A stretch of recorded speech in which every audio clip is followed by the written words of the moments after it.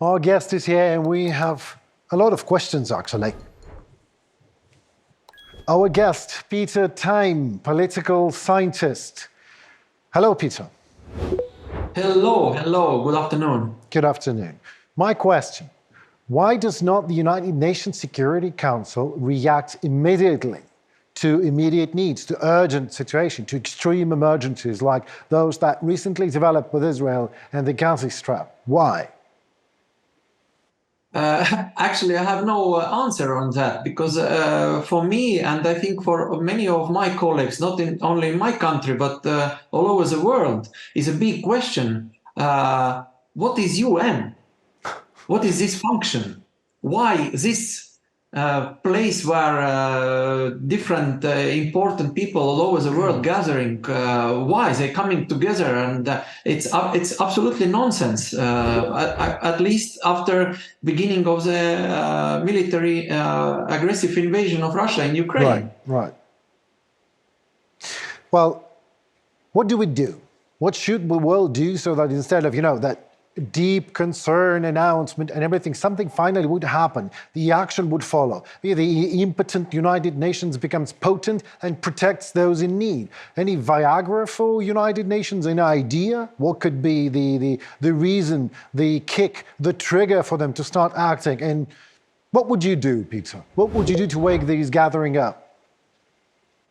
I have no idea what to do because for sure, especially after 7th of October, after invasion and conflict in Israel, when Hamas attacked Israeli territory, it's especially very difficult, especially after last night. What happened about all this media campaign against Israel, where Israel was accused in bombing of a hospital, what wasn't true. It means, for me, that there is a huge gap between let's say, two wings or two groups or two different groups of countries in our world.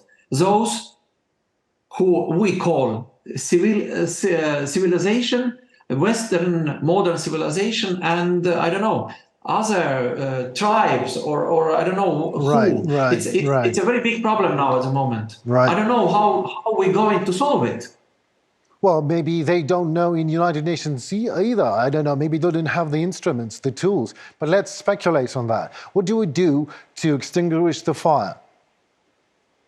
Just what would you, no idea at all? As a political scientist. Okay, my personal opinion, I don't know, is it realizable or not? But my personal opinion is, let's say, this part of countries or who we call ourselves civilized or Western countries, we just should go to expel or to go out from UN, to say that we are not members anymore because we can't work in this organization. By the way, I think the same should be happen with another organization, with Red Cross and also with International Olympic Committee. They're absolutely useless organizations at the moment, and even more, I would like to say that one is useless, but my opinion, they are absolutely corrupted. I don't know how many wagons, how many ships, how many suitcases with dollars, or I don't know, with euros or with rubles from Kremlin arriving every day to this organization, that this nonsense, what I'm listening, what I hear every day from these organizations, it's absolutely, it's awful. It's awful. It is, Peter. It's absolutely enormously awful. I don't have the proper adjective or a proper word, a proper term to say that we are just not ready for UN's in action. So what are you suggesting? What are you telling me? That maybe we should not be reforming United Nations, but the world should just leave it, just walk away from United Nations, leave the Russia presiding over empty Security Council, for instance. Maybe this is the way. If honestly, again, this is my very personal opinion. I'm just I'm just one, let's say, person in a little country, Estonia, and my profession is, it's political scientist. I'm not politician, I'm not the decision maker, but I think before 7th of October, there was like a hope or maybe ideas how to reform UN. After 7th of October, I think this organization has to be stop its existence. We need a new coalition, new scheme or new framework of, let's call again them civilized countries or Western countries or let's say normal countries. Well, yeah, I absolutely with you. I'm following with you. I understand you, and I can only say amen to that. Because when Russia is presiding the Security Council, it is not just ridiculous and absurd. I believe it's kind of insulting. So when I was in New York, I've seen a journalist. I've heard her asking a question to our president, Vladimir Zelensky. Mr. President Zelensky, what would you do if at the Security Council, if Russia would be there and Russia was there? And the President Zelensky answer was swift and very logical. He said, I am the president of Ukraine. So my job and my goal is to deliver the vision of Ukraine to our partners, no matter what. And this vision is delivered by me, by you, by the media. And maybe we don't need United Nations Council, the United Nations at all, if they cannot reform itself to a level that they can finally react and do something about the world literally falling apart. Yeah, absolutely. Great, it's great to hear that. So what do we do next? Maybe there is a need to create a new organization that will be capable of addressing the existing challenges in time and overcoming them, since the United Nations is not able to do that. If we, the world, would be forming that organization, do you think this is the right time, the proper timing for this?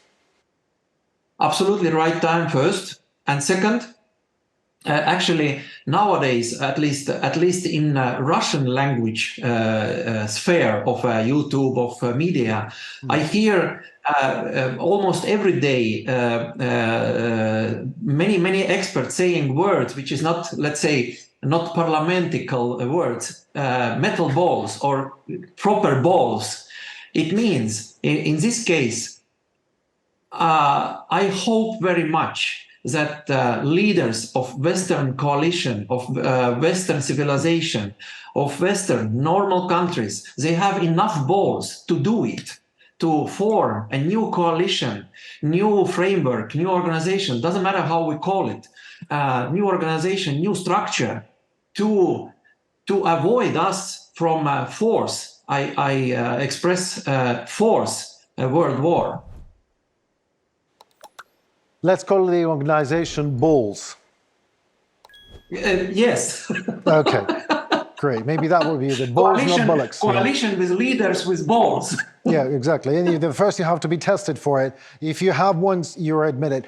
All right, so your verdict is very clear. It's not actually an answer, pardon me, not a question, but an answer.